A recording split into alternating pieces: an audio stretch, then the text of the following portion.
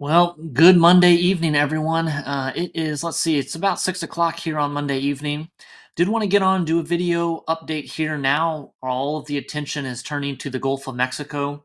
We do have soon to be Tropical Storm Harold here that we're looking at on our infrared satellite imagery.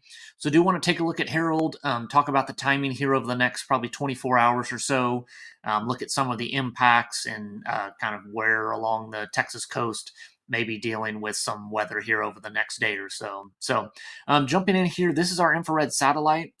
Definitely a very messy system. It really has struggled to develop. That's probably a little bit of a saving grace. Certainly, really warm temperatures here across the Gulf of Mexico, like we'll look at here in a minute.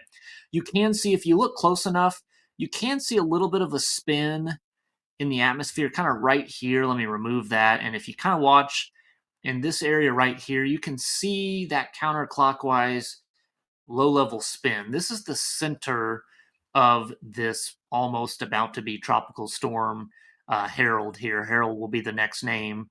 But the issue is that as much as there is the spin that we want to see, there's just really kind of a disorganized convection storms that are kind of all over the place, especially off here to the western and northwestern side of the circulation. Again, Harold is somewhere kind of right around here, the center is. And we've got most of the convection off here, well to the west and northwest, a little bit lagging back behind, but really never gotten much convection here on the southern edge. And so that has definitely helped to keep the circulation from really kind of ramping up, which is probably a saving grace, again, looking at how warm the water temperatures are. This is the current readings in the Gulf of Mexico. And so these reddish all the way to pink colors, that is anywhere between about 30 and 32 degrees Celsius. So extremely warm, pretty much record temperatures here in the Gulf of Mexico. So there really is a lot of that almost jet fuel that these tropical cyclones need. And there's not really any lack of that. I think we've seen just a little bit of a disorganized storm. It started as a wave kind of coming across Cuba and the strait here around the Florida Keys. And it's just really never consolidated. It's kind of, the storms have always been a little bit away from the center, and I think that's been a little bit of a saving grace here. So, not going to mean that there won't be impacts. Now, when we do move ahead here and we look at some of the projected impacts, this is the probability that there's tropical storm force winds within a given area.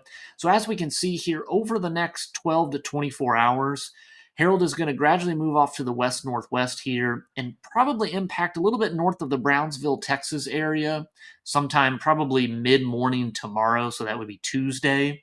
And then start to move in generally off to this northwest direction across South Texas and then into Mexico here. So definitely going to be wind and some rain, maybe a little bit of surge here across the coastline, especially the South Padre, North Padre Islands there, since they're kind of barrier islands.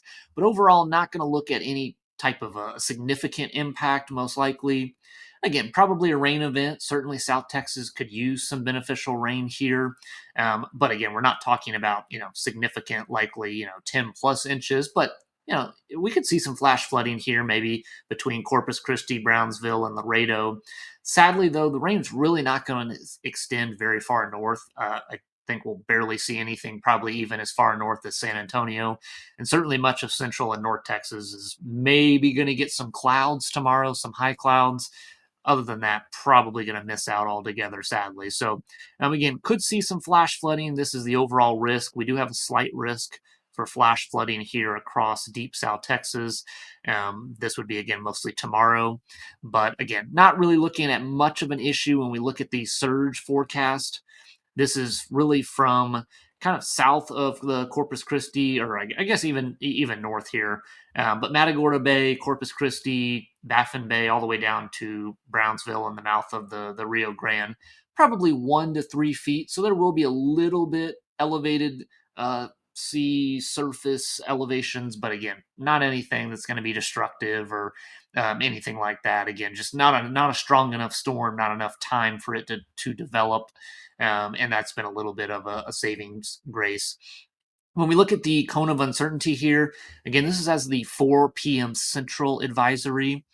We did have moving west at 18 miles an hour, maximum sustained winds of about 35 miles per hour. And again, this is that expected track here.